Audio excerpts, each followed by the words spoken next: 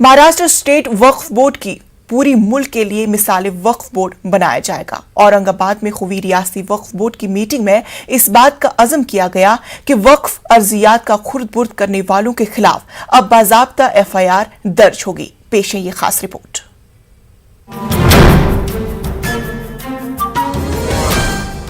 औरंगाबाद में हुई महाराष्ट्र स्टेट वक्फ बोर्ड की मीटिंग में कई अहम फैसले किए गए। ये मीटिंग MP फौजिया तहसीन खान की सदारत में हुई। MP फौजिया खान ने इस बात का अज़्म किया कि रियासती वक्फ बोर्ड का चेहरा मोहरा तब्दील किया जाएगा।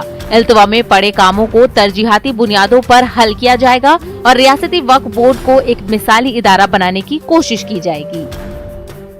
प्रोफेशनल तरीके से इस वक्फ बोर्ड को हम चलाएंगे और इसीलिए उसके हिसाब से हम जो मीटिंग्स ले रहे हैं उसमें हमने उसी तरीके के रेजोल्यूशंस भी लिए हैं।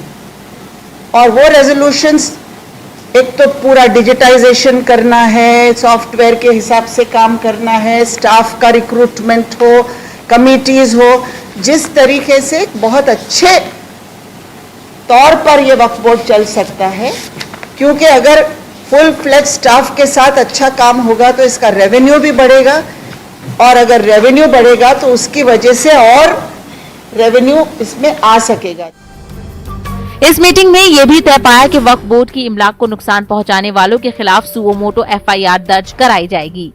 बदलापुर वक्फ जायदाद मामले की तर्ज पर जालना रोड वक्फ जायदाद में भी FIR दर्ज कराने का फैसला किया गया है और कानूनी कार्रवाई का इख्तियार बोर्ड के चीफ एग्जीक्यूटिव अफसर अनीस शेख को दिया गया। हमने ये भी आज तय किए है कि जितने भी लॉयर्स है वक्फ बोर्ड के, वो अगर कोताही कहीं बरत रहे हैं तो हमने उनको रखने का ऐसा ये नहीं किया है। उनको भी शो कॉज नोटिस इशू किए जाएंगे और उनको रखना नहीं रखना या फ्रेश लॉयर्स को लेना उसके बारे में भी फैसला लिया गया है।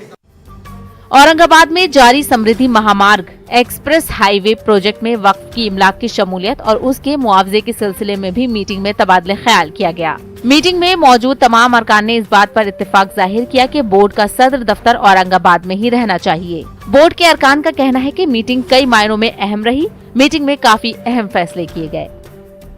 News 18 उर्दू के लिए औरंगाबाद से